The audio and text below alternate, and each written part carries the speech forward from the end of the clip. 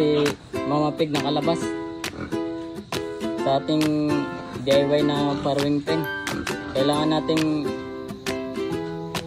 i-adjust tong farrowing pen natin mga ka-farmers. Dito kailangan natin ng kahoy na mga maliliit yung bilog. Bali tatabi natin dyan sa dingding hanggang doon sa medyo abot na sa flooring. Kasi dyan siya nakakalabas mga ka-farmers. So pag bumiga siya, tapos kayang-kaya na lumabas yung katawan niya pag nakahiga siya. So inuusad-usad lang niya yung katawan niya hanggang sa makakalabas siya. So kailangan natin ayusin ito mga ka-farmers. Kagandahan lang ito sa baboy na ito mga ka-farmers. Isa siyang pumapasok dito sa ilungan niya. So tanggalin na lang muna natin itong harang para makakapasok siya. Di bali ayusin natin ito mga ka-farmers. Dito lalagyan natin dito ng isa hanggang dito. Dito rin. Kahit mga 6 na piraso, tatlo kabilaan. So hayaan na lang muna natin yan siya nandiyan sa labas. Maglabas-pasok siya dyan. Para pwede tayong gumawa dito mamaya sa loob. Kagaya niyan mga ka-farmers. Kusa naman siyang pumapasok. So walang problema. Kailangan lang natin ayusin. Although minimal lang naman to na problema. Madali lang gawa ng paraan to. Hindi ko lang na-anticipate yung haba mula sa flooring, yung distansya niya. Hindi natin na-anticipate yung mga farmers, kaya medyo sablay tayo doon. Anyway, ayusin lang natin to. Ganyan talaga, inaaral pa rin naman natin to. Ito yung pagtuunan natin ng pansing ngayon pag-repair nitong DIY natin. Okay mga ka-farmers, tayo maglilinis muna dito para makakain na sila.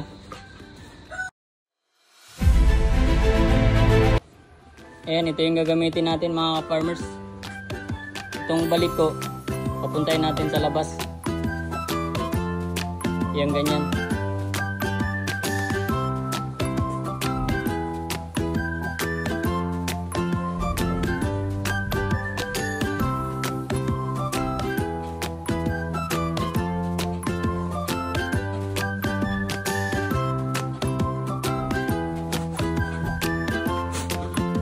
So ayan mga ka-farmers, hindi na makakalabas yung katawan niya pag humiga siya.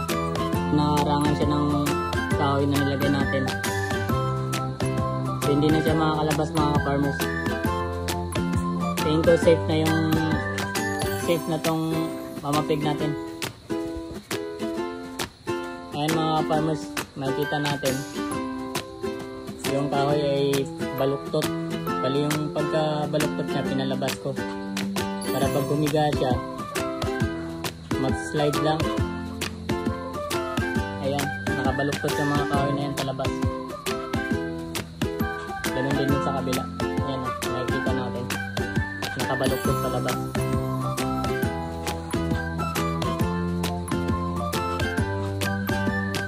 Bali dinistansya lang natin ng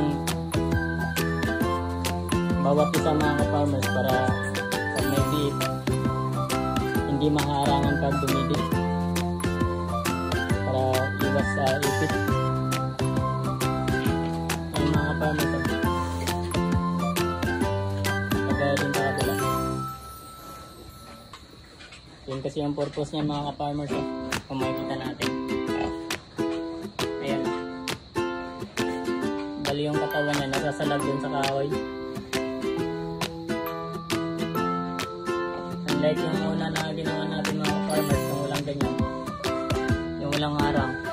Pag gumiga siya, kung mapapansin nyo yung katawan, kayang-kaya niyang ilabas. So paunti-unti niyang inuusad-usad yung quick niya hanggang sa makalabas siya. So ito mga farmers, mukhang no chance to. kasi nakaharang na yung kahoy dyan sa katawan niya. Maganda pa ganito mga ka-farmers na malalaki lang yung hindi nakasara lahat. Kung may mga open na ganitong malalaki, para pag nagpaligo ka mabilis lang magdukot-dukot. Ayan o,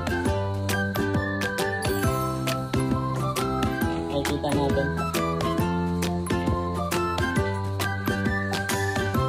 So sa mga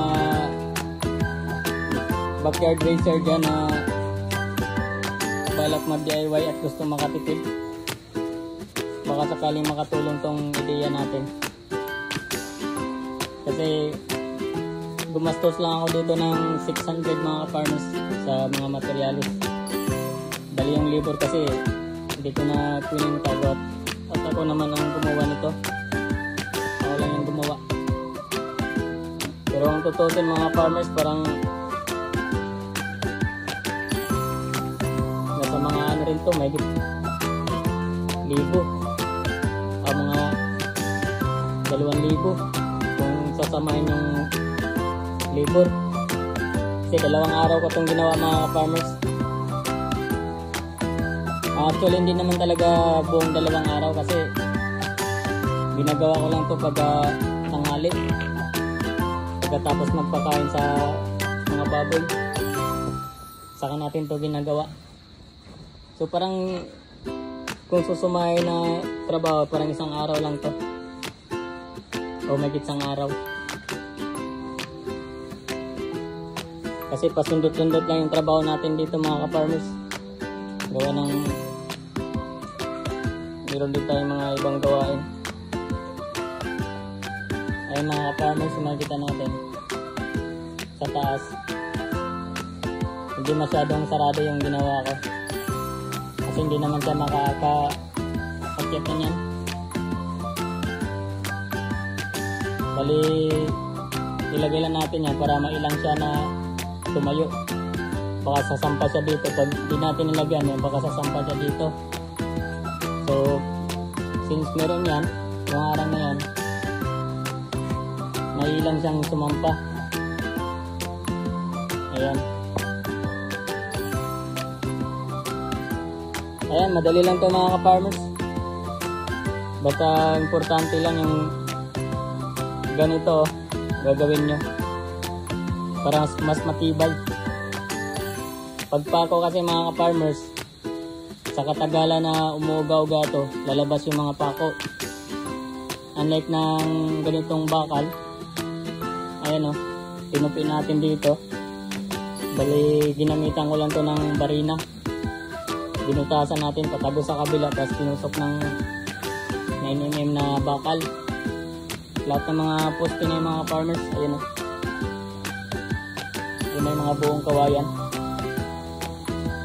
Dito, yan. Mapapansin natin. Tinusok natin ng bakal. Tapos, ayan, inukaan natin para lumakap yung kawayan. Ayan o. Inukaan natin mga farmers.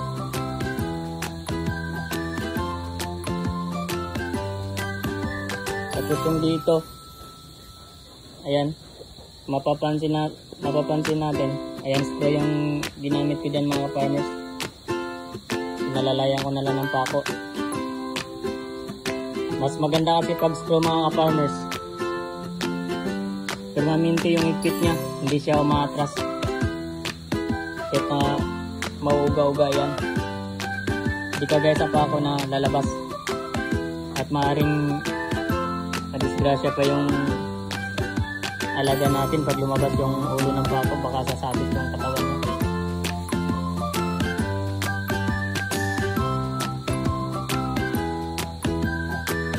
So sana makatulong mga ka-farmers sa mga gusto mag-DIY na tipid, sa mga kagaya kung nag-uumpisa pa lang.